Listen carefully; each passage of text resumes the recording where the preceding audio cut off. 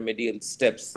Aims, of course, are to assess the risk factors within the pregnancy, ensure the health of the mother, assess the growth of the fetus, because these are two patients that we have during the antenatal period, the mother and the fetus.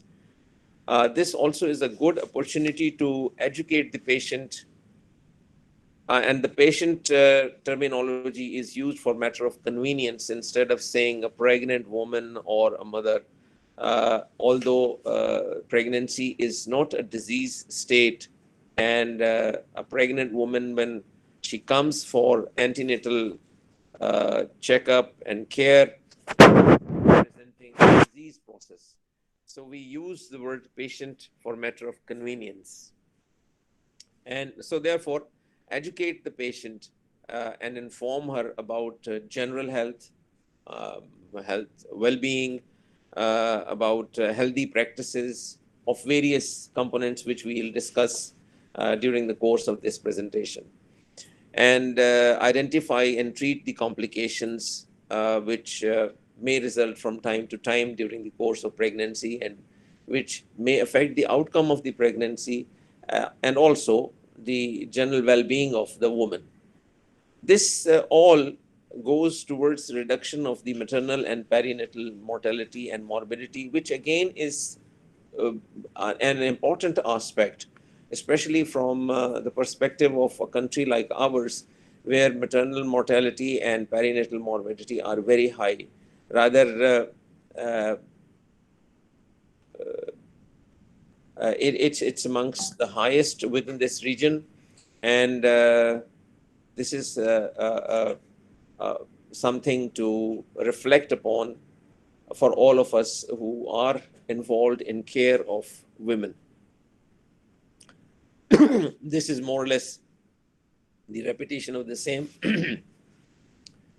I have a few slides about maternal mortality, the recent maternal mortality rate in Pakistan. I've given a figure of 180, which is around 176 or 180 that is quoted at various forums, but I'll give you exact figures because in 2019, a maternal mortality survey in Pakistan was carried out. And I would strongly recommend all of you to download that report and go through that. It's the summary report is a comparatively shorter report, but it gives a very eye-opening insight into the issues related with pregnancy and care of young women. I would want all of you to go through that short document and look at the various slides and graphs which are given in there. The difference between this low mortality in countries and high mortality in countries like Pakistan is not only antenatal care. That is one aspect, but that's a very important aspect because that leads to the proper towards an optimal time for delivery for women, optimal time and mode of delivery for women, and the care which is extended during labor and in the postpartum period. Those are the other two factors which will help reduce maternal mortality and also perinatal mortality. So antenatal care, care during delivery, and postpartum care. These are the three pillars of maternal health. And if you look at a larger and broader perspective, you would appreciate that they will lead to a healthier family and which will contribute towards national well-being, as a matter of fact. Now, antenatal care is something which is started, as the term goes, in the pregnancy. It is antenatal, that is before the process of labor. And it should be started as early as possible after the diagnosis of pregnancy, preferably within the first 10 weeks. Even in private practice, we do come across women who are well educated and still they present for the first time for the antenatal examination rather late. So as early as possible, because there are many advantages to be gained by that. One of them, of course, is early assessment of gestational age, on which will be based many things. The antenatal booking visit is that one which is the first stage of health facility or with a healthcare professional. And a healthcare professional who can carry out antenatal examination is not necessarily a qualified or a specialist obstetrics and gynecology professional, but it can be a midwife, it can be a lady health worker or a visitor who can carry out the essential basic assessment of the pregnant woman. Uh, but the components which are given here, which is history, examination, investigations, general advice, and of course, with history, examination, and investigation, you go on to identify the complications at an early stage, and then you can institute relevant treatment. And for a basic health provider, that will afford the opportunity of identifying a woman who is not at risk or who has got an uncomplicated, straightforward pregnancy. And she would also be able to identify the emerging complications which may necessitate for the woman to be referred to a secondary or a tertiary facility. And history, it is time and again repeated, it is the same thing. Name, age, education, duration of marriage, planned pregnancy, etc. This is something which ought to be noted. If you have a printed card, that helps. And here is given an example of a card here in which is booking date, the antenatal number of that facility, and category of low risk, medium risk, and high risk. I'll let you know on that scoring of this risk thing. The name of the patient, date of birth or age, husband's name, marital status, period, address, and if there is any other detail that needs to be put in here, that can also be. Then the pregnancy history will be about any symptoms that she has started feeling in this pregnancy. But before that, it will be good.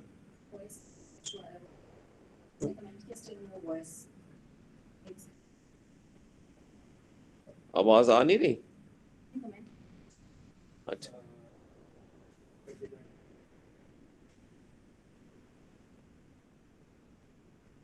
Ji sir, आवाज आ रही? आ रही? जी जी आ रही। एक minute ना, मेरा तो on होगा। वो कह रहे हैं आ रही है आवाज। हाँ,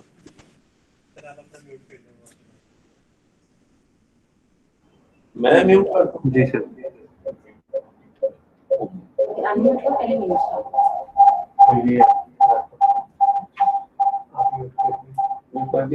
ठीक है, इसके सर वो ड्यूल माइक्रोफोन है तो वो ज़्यादा बेहतर है इसके एंड क्या।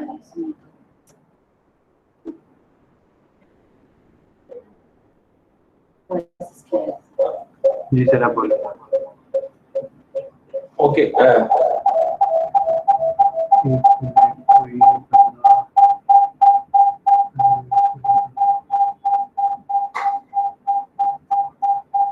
सर आप अपना स्पीकर भी बिल्कुल स्पीकर हो गया, बंद कर दें वॉल्यूम। आप बैकग्राउंड क्रिएट होगी। ठीक है जी, आप बैकग्राउंड नहीं आ रहा। ओके, राइट जी हाँ जी, आवाज आ रहा है? All right, this history is better to be recorded on a printed form, if you have a rather printed antenatal card, instead of writing on a piece of paper and giving back that paper to the woman. All the international recommendations and the WHO recommendations are that this antenatal record of a pregnant woman should be available with the woman, so that you fill it up and hand it over to her, so that they bring in the next time that they come for the subsequent visit.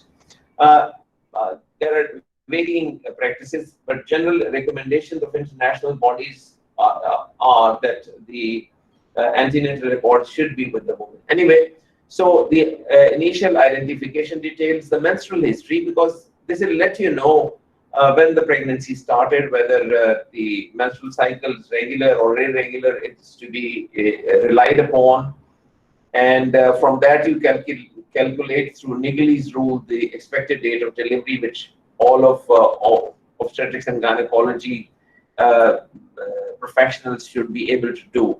Then history of present pregnancy, since the woman became aware of it, she missed her period, she started having any symptoms, those may be recorded, and whether she had a pregnancy test on urine or blood, and when was that carried out, and what was the report, and if she before this visit has had any opportunity of having an ultrasound, and what was that. ये फिर उनको बताएं, वो कह रहे हैं कि अब एको आ रही है, पहले नहीं आ रही थी.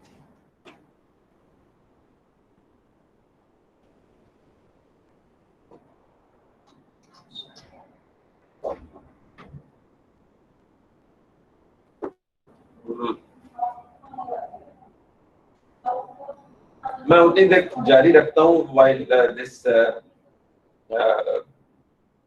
this thing is sorted out. And this menstrual history is part of the gynecological history. And then you also take the obstetrical history, which we'll come to just in a minute. Family history, medical history, personal social history, these are important. Family history from the point of view of diabetes, hypertension, etc. Twins. These are the relevant points which need to be asked about and noted, and they may affect the course of investigations. And medical history, we do not have a past history as such in obstetrics and gynecology, like in medicine. What we refer to in past history is actually should be termed as medical and surgical history, because we have a gynecological history, we have menstrual history, we have obstetrical history, which relate to the previous gynecological and obstetrical issues or factors in that woman's history, and we have medical and surgical history. There isn't any past history. So personal and socio-economic, cousin marriage, income, smoking, drug, allergy, alcohol, those factors which may again be relevant from the point of management of the pregnancy. This is a form which I'm sure that all of you are familiar with. This is the detail of each and every previous pregnancy, and here you give on top, you give summary, para, stillborn, neonatal death, preterm, abortions, ectopic, alive male, female, multiple gestations, malformations. So you can give a brief summary of the obstetrical history here, and then each pregnancy has to be tabulated: number, date, duration, complications during pregnancy, labor, puerperium, delivery, domiciliary or hospital, and what was the mode of delivery, SVD, ventouse or cesarean section, alive or stillbirth, gender of the baby, weight, and present status. And you can also add about breastfeeding, whether the baby was breastfed or not. Now, what is the mode by which you establish the gestational age? One, of course, is the Niggles rule, which is dependent upon the last menstrual period. The pregnancy's duration has been calculated to be of 280 days from the last menstrual period, which will make the menstrual age of a pregnancy in a woman with a regular menstrual cycle of 28 days to be 266 days. But these days, with the advancement and accuracy of and sensitivity of ultrasound, it is considered that as early as possible in the first trimester, if you carry out an ultrasound, it will give a better idea and better estimation of the gestational age than what the dates. And as estimation during the first trimester has a plus minus rate of 7 days, and as the pregnancy advances, that plus minus or discrepancy increases. So therefore, earlier the date that you know of an ultrasound, the better and greater reliability of that ultrasound would be. And then quickening is generally referred to in the middle part of the pregnancy. In priming gravid it is around 20-22 weeks, and in multips it is 20 weeks. And it is not enough just to say that the woman started feeling fetal movements in the 5th month, until and unless you know when the 5th month was. You could say that the woman started feeling fetal movements in the 1st week or 2nd week of November. And from that, you can then calculate backwards or forwards and say that, yes, that quickening corresponded to about 20th week of her pregnancy. And from that, the gestational age is further corroborated. On examination, again, this is the side of the 2nd page of the card, which shows the various components of physical examination. In the upper part, there is the general physical examination: pallor, thyroid, oral, lymph nodes, height, weight, and blood pressure, which is an important aspect. Blood pressure right here. Breast examination, then spine and extremities. They are relevant in an obstetrical woman. Spine examination of spine and extremities, because their deformity can lead to deformity of the pelvis. Systemic examination, cardiovascular, respiratory, and then abdominal examination. I've also written here pelvic examination. Now, pelvic examination is not indicated unless and until and unless there is a specific reason for that. If the patient's complaints or she has relevant complaints, only then you carry out the pelvic examination. So here on abdominal examination, depending upon at what stage the woman is being examined, the fundal height is assessed, and later on the fundal height becomes palpable around 12 to 14 weeks, and later on, as the uterus makes progress in the abdomen, then symphysiofundal height in terms of centimeters is assessed. And also at that time, after say at about 28 weeks onwards, then lie presentation and assessment of the amniotic fluid. Don't try to identify the lie of the fetus at 24 weeks. It is not really possible, and it is not really relevant at that time. It only becomes possible to identify the presentation, the lie, etc., around 20 weeks and then onwards. Fetal heart can be seen at ultrasound as early as 7 weeks or sometimes even before that. And by Doppler, it can be identified between 12 to 14 weeks, and of course by auscultation around 20 weeks onwards.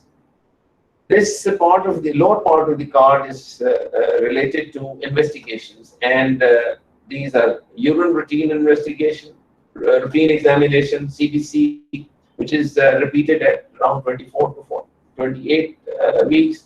Blood sugar, there are 3 types of blood sugar assessments that we carry out. One is in the initial investigation set of investigations.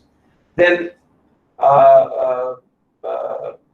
if need be, then postprandial, 1 hour postprandial glucose that can be estimated, and glucose tolerance test, which is carried out at 24 weeks. And nowadays it is recommended that all women must undergo this test.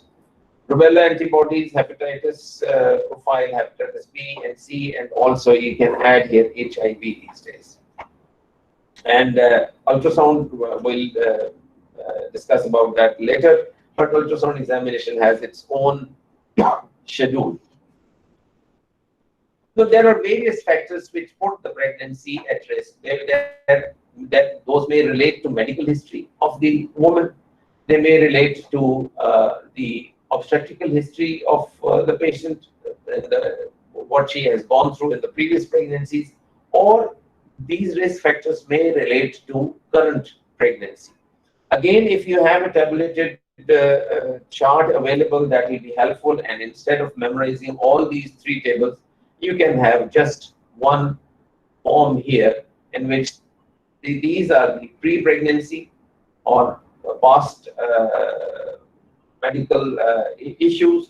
Then this is the past obstetrical issues. This is the current pregnancy, and if you find any one of those, you encircle that, and a score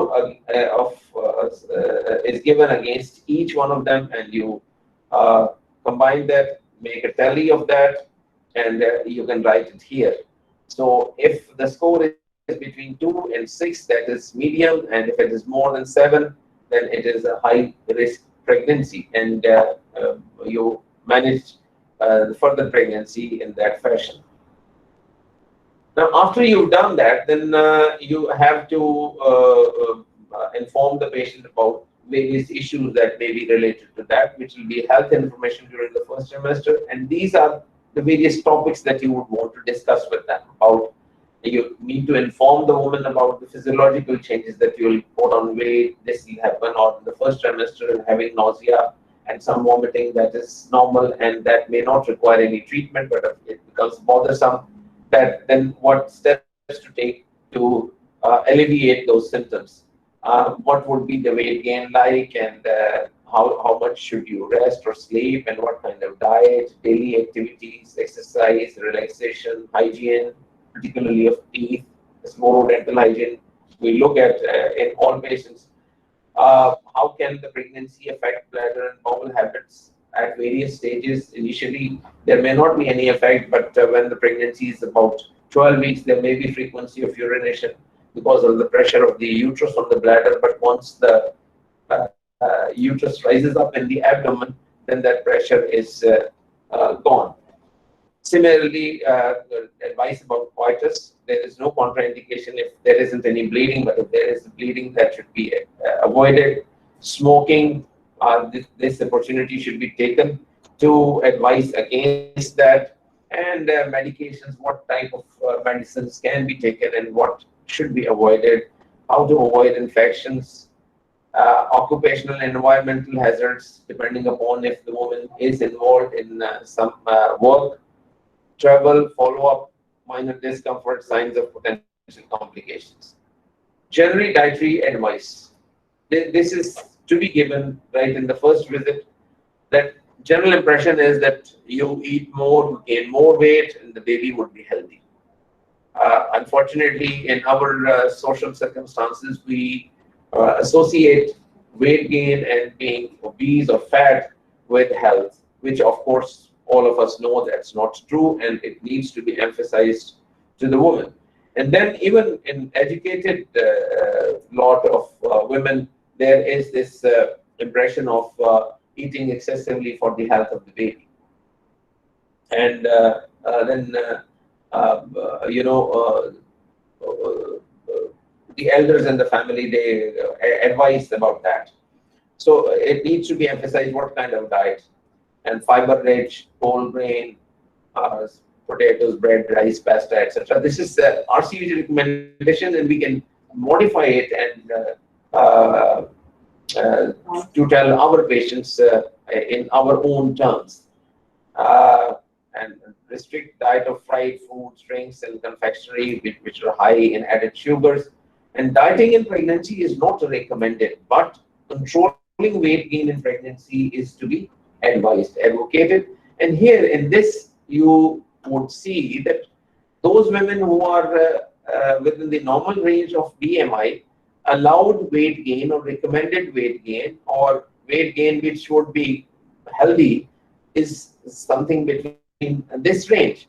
And those women whose BMI is high, and those, you see, there is a striking difference. There is 10 pounds difference. So they are to be advised to have a restricted kind of weight gain. This is, if you give that example, this emphasizes the need of controlling weight and also of not overindulging in food intake to increase or gain the weight. And in obese women, then again there is further restriction on the weight gain. And this also is important that those women who have raised BMI need to be counseled that excessive weight gain is risky, and there are issues involved with that, like development of diabetes, etc. And their effect, the effect of that excessive weight gain can have effects on adverse effects on the neonate and on the baby in later life as well, on their later life. Nutritional supplements, folic acid, the importance of that is that it reduces, this is the only substance known till now which if taken in the antepartum period, as a matter of fact, even before the pregnancy starts, as soon as the couple plans or starts planning a pregnancy, this supplement should be started because it reduces the incidence of neural tube defects. And the recommended dose is 400 micrograms, but even if she takes more than that, that doesn't harm because it's a water-soluble vitamin and it's excreted. Iron supplementation, not in first trimester, as it causes gastric irritation and it can further worsen the nausea and vomiting. Vitamin D supplement 10 micrograms per day during pregnancy and breastfeeding, and advice against vitamin A and products which contain vitamin A. Activity, normal activity as well as any sports, if except for contact sports which may lead to trauma, they are to be avoided. The rest can be continued. Travel is okay, even air travel is not harmful, and intercourse not contraindicated. Common symptoms: nausea, vomiting, diet, ginger, antihistamine, vitamin B6 with toxylamine. Toxylamine is an antihistamine, and the NVP preparation that we use these days usually, that has these two components. Heartburn, constipation, backache, so you advise about that. Hemorrhoids, varicose veins, vaginal discharge, usually physiological and in the early part of pregnancy or during pregnancy, as a matter of fact, because of hyperemia, there is increase in vaginal discharge. But if it is associated with other symptoms, then it should be examined and it should be treated. More common is the candidal discharge and nausea, vomiting, etc. Those same symptoms. Now, what is the frequency of later on checkups? Usually, it is up to 28 weeks every 4 weeks, 20 weeks onwards, then every 2 weeks, and after 36 weeks every week. And in high risk pregnancies, the frequency of these visits can be more. Now, each subsequent visit, you ask about how the woman has been doing since her last visit, if there have been any problems, or if you expect that there should happen something. For example, if a woman is coming at 22, 24 weeks, you ask her, have you started feeling fetal movements? And when did you do that? 2 weeks ago, 1 week, or 1 month ago? So that will be a good time when you can further corroborate with the LMP or the gestational age estimated on ultrasound. And again, you go through a quick general physical examination, particularly noting weight and her blood pressure as well. Blood pressure is important because this is an early, this can be a feature of early issues in pregnancy. And again, each visit can be tabulated in one of these areas if you have a printed card of some or the other form. Abdominal examination. Here in this part of the slide, it's given how the uterus rises up in the abdomen at various weeks. It is just above pubic surfaces at 12 weeks, and it is at the level of umbilicus in 22 weeks. And some women have umbilicus a little high or a little low. So it is something which relate to a general population. Then the top height is at 36 weeks when the top of the uterus is approaching the xiphisternum. After that, as the lower uterine segment tends to expand and the fetus, the head comes down, then the fundal height at 40 weeks, it's a little lower than what it is at 36 weeks. And this is the lie of the fetus to longitudinal, cephalic, or breech, oblique, and transverse lie, and these are how you palpate and then auscultate the fetal heart. Pelvic examination, you must have a strong reason for or indication for carrying out that. At each visit, urine should be checked for protein, Hemoglobin is repeated at 24, 28 weeks, and if required, then later on to see whether the iron therapy has had its effect or not. Glucose tolerance test is carried out in all women at 24 weeks, and if indicated earlier. Prenatal screening for group B streptococcus we generally don't do, but it is beneficial to be carried out here at this stage, so that if it is there, then it can be treated with simple antibiotics. This is to prevent the infection of the neonate while passing through the birth canal. Then at 16 weeks, some of the visits and what need to be done at those visits is given here. At 16 weeks, review, discuss, report of results, screening, reassess pattern of care, identify women who need additional care. 20 weeks, ultrasound for structural abnormalities, placental localization. 28 weeks, check hemoglobin and NTD prophylaxis if an RH negative woman with an RH positive husband. 34 weeks, preparation for labor and birth. You start discussing that, you start informing the woman about that. Coping with pain and labor pain, and what analgesia and pain relieving methodologies are available. 36 weeks, you talk about breastfeeding, vitamin K prophylaxis for newborn, and newborn screening tests which are available, whether they are available with you or not, and which are those. Postnatal care and contraception, even those are given here. Then management of prolonged pregnancy and possibility of induction of labor. These are the special topics that you discuss with the woman at these various periods. But of course, each starts with history, a physical examination, abdominal examination, measurement of weight and blood pressure. And warning signs: decreased fetal movements, vaginal bleeding, edema of hands and feet, severe headache, blood and right upper quadrant pain, dysuria, leakage of fluid, which is rupture of membranes, maybe. Now, what is the importance of ultrasound? And just in this slide, early on in first trimester, it is diagnosis of pregnancy. You can see a pregnancy sac, you can see a fetal pole, you can see the fetal cardiac activity depending upon at what stage. If you're doing it, say 5 weeks, you see only gestational sac. And later on, at about 6 weeks, you start seeing the yolk sac and also the fetal pole. And midway between 6 and 7 weeks, you might pick up fetal cardiac activity. And then from 11 to 13 weeks in 6 days period, then this is knuckle translucency or thickness that is carried out. And at 22 weeks, anomaly scan and placental localization. If need be, cervical length were indicated. And later on, 32, 34 weeks, fetal growth, fetal biometry, biophysical profile, and it should be actually fetal and maternal blood vessels Dopplers.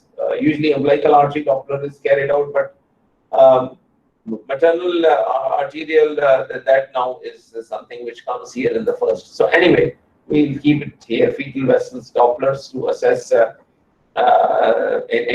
especially those pregnancies which show intrauterine growth restriction element. This is a list of a group of drugs which are safe to be taken during pregnancy. So far as antihypertensives are concerned, you must realize that these are the 4 antihypertensives which are currently used, and they are okay. But there are other antihypertensives which usually are popular with the cardiologists and physicians these days, and which are more effective antihypertensives and for general population. But those are contraindicated in pregnancy as they lead to fetal abnormalities, and they are to be avoided, and women must be. So therefore, there is this importance of history about whether the woman is hypertensive or not, and if she is taking any antihypertensive and what sort. So this is the list of those, and this is harmful drugs. NSAIDs especially should not be given after 20 weeks, like Brufen, etc. And warfarin, tetracyclines, they have their adverse effect. ACE inhibitors, those are ARBs and ACE inhibitors, antihypertensive, statins, retinoids, these are harmful.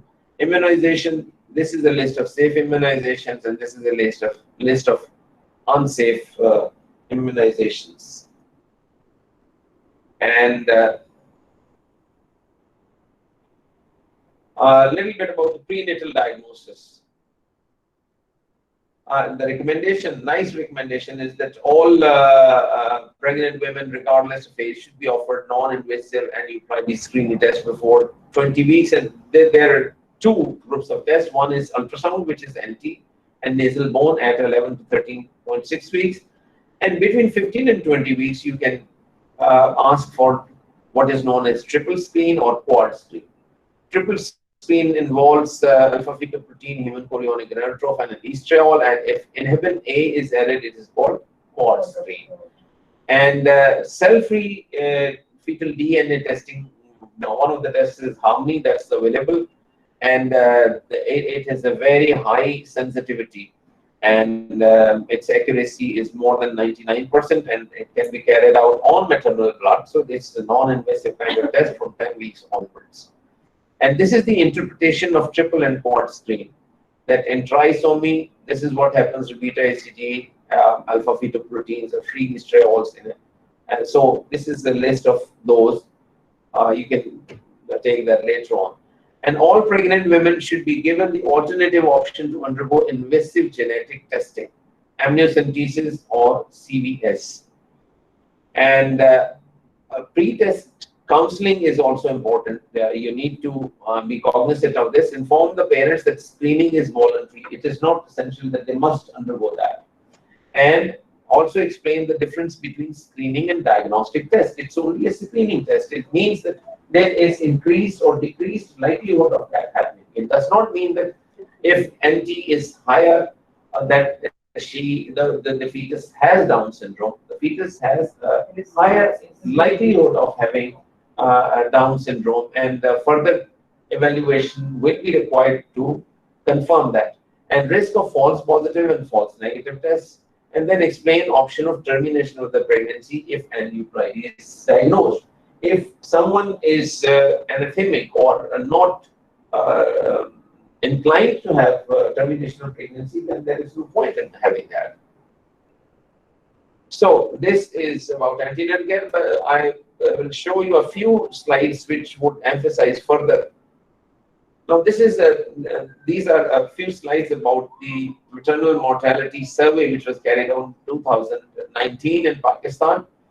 One is, what is maternal mortality ratio? We'll come to that. And what is a maternal death? Maternal death is death of a woman during pregnancy, during the process of delivery, or within 42 days after the delivery. But it does not include deaths due to accidents or violence. But if someone dies because of, say, infection during the period, that's a maternal death. And maternal mortality ratio is the number of maternal deaths per 100,000 live births. And this is maternal mortality ratio in various areas of Pakistan. In Punjab, the incidence varies between 79 to 235, and the average is 157. In Sindh, the average is 224. In KP, it's 165. Balochistan, 298. You see, here in some areas, it is up to 466, whereas in developed countries, it is in single digits. Total, it is 186. So this is AJK, this is Gilgit-Baltistan. So, this is the trend in antenatal care, which is now PDHS, Pakistan Demographic Health Service. Those started, and then those reports are available. And in 1991, it was estimated only 26% women had antenatal care. And according to PDHS of 17-18, 87%, and this Pakistan Maternal Mortality Survey of 2019 that shows that the antenatal has gone up to 91. And this is the title page of that document, Pakistan Maternal Mortality Survey. And this slide is for CVS. That CVS carried out between 10 to 13 weeks, can be either trans-cervical or trans-abdominal, and removal of chorionic tissues under ultrasound guided or E-analysis. And these are the indications, and this is the complication of CVS. Thank you. ये slide इसके साथ. Any questions? Yes, sir. I have a question. I need to ask if the woman who has a iron deficiency anemia diagnosed in her first trimester, shall we give her iron supplements at that time because she is having itself iron deficiency? 186 overall जो है 186 जो है वो उस पे आप आ सकते हो. ये वाला जो है ये that the it is between 138 to 230, and you should then refer to it that according to Pakistan Maternal Mortality Survey of 2019, the mean maternal mortality ratio of Pakistan is 186, but it varies from province to province. It is lowest in Punjab, next is KPK, next is Sindh, and it is highest in the province of Balochistan.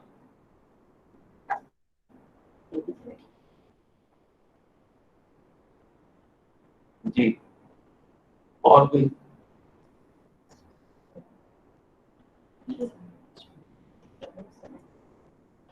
Yes, Dr. Sapna, I gave that roundabout figure, but forget that. I'll correct on my slide instead of 180, I'll put that as 186. You're right. Thank you for correcting me. ले आपके सामने मैं अभी कर लेता हूँ. If a woman has iron deficiency anemia, 186.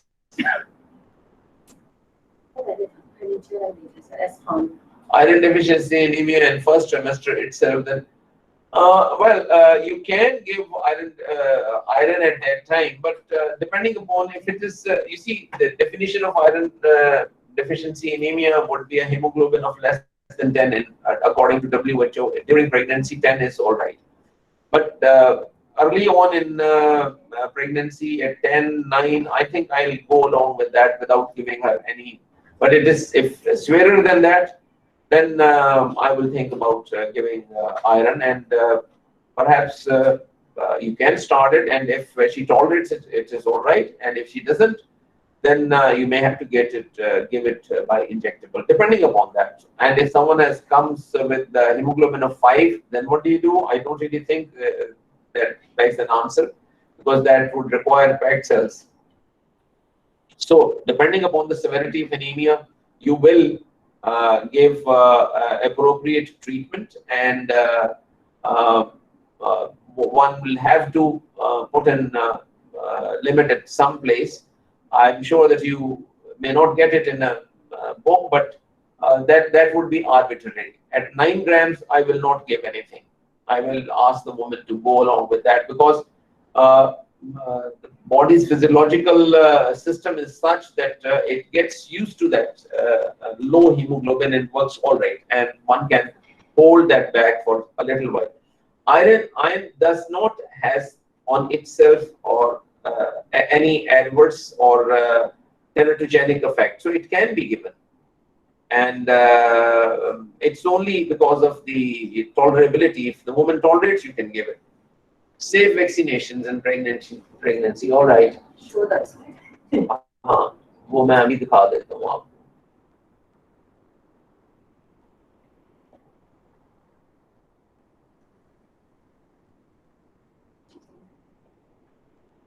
Yes, here.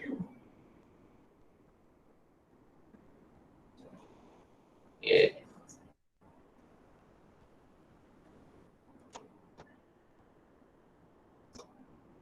हाँ जी.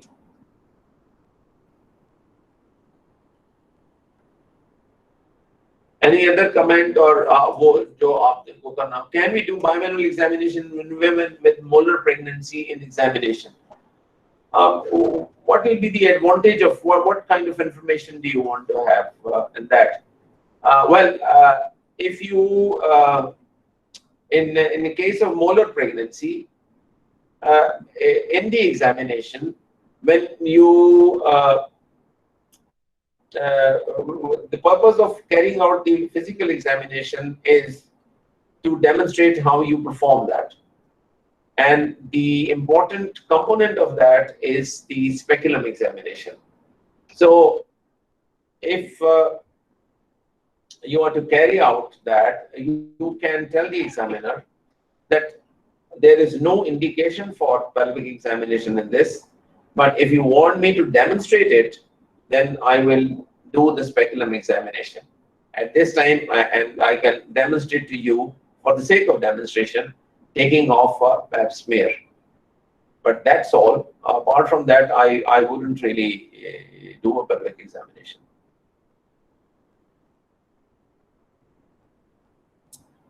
Or welcome, Professor Yusuf Latif. Assalamu alaikum, sir. Good to have you with us. उन्होंने कर लिया ना सर आपकी क्लास खत्म? हाँ जी बस हो गई खत्म हाँ जी Significance of orodental hygiene. Oh yes, orodental hygiene is a reflection of the hygienic trend of and status of the woman. Number one.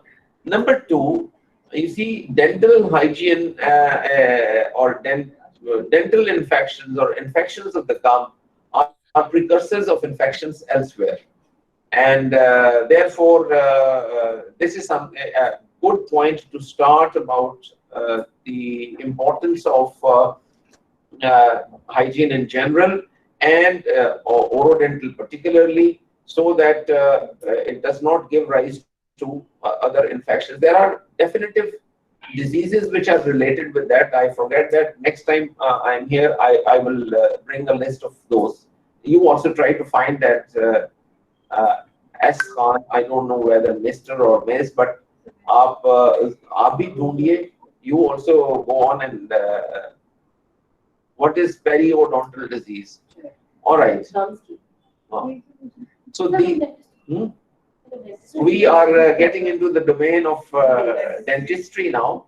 But anyway, orodental hygiene is something. I'll bring a list of those. Thank you very much for adding that. We will have that. Sir इसमें मैं एक चीज add करूं please. जरूर. आजकल के sir वो Covid के इरा के अंदर you don't have to put your mouth close to the patient. You have to be very very careful, even examination.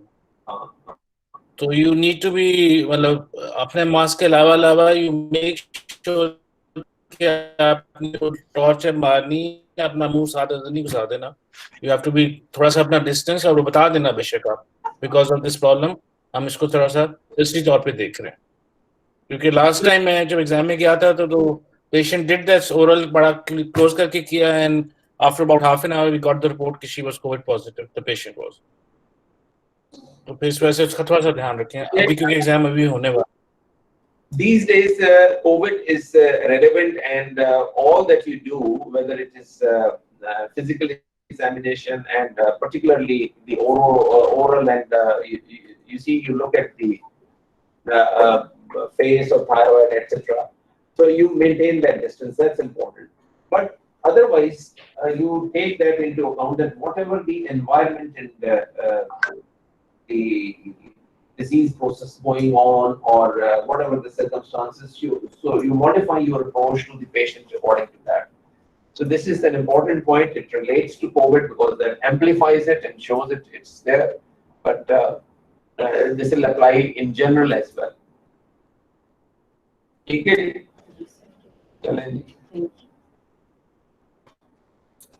Thank you very much.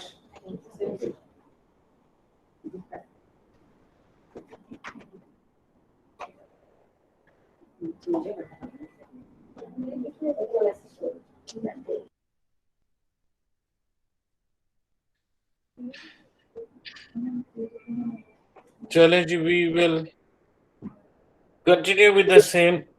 Unexplained recurrent shall we go for OGTT in first trimester? Yes, if there is an indication for that, you can do that in the first trimester as well. But again, many women in first trimester have vomiting, and then OGTT becomes kind of unreliable because of drinking 75 grams glucose is not easy. And many women, even at 24 weeks, they vomit it out and they can't have that. But if you cannot have OGTT at whatever period or stage of pregnancy, you can monitor postprandial blood sugar levels. And that's what we do. And some women who have normal OGTT, even in them, one can suspect that there may be problem with the glucose tolerance because you see that there is excessive lichen. And when you ask them to monitor their blood glucose, some of them have abnormal glucose levels, postprandial glucose levels. General recommendation is that postprandial glucose levels, 1 hour postprandial, breakfast, lunch, and dinner should not be more than 140 mg%. So you give a chart to the woman and ask them to maintain their postprandial glucose, 1 hour postprandial glucose, and see it after 1 week, and then take remedial steps according to that.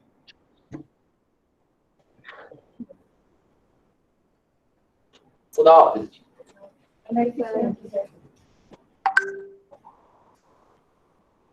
All right.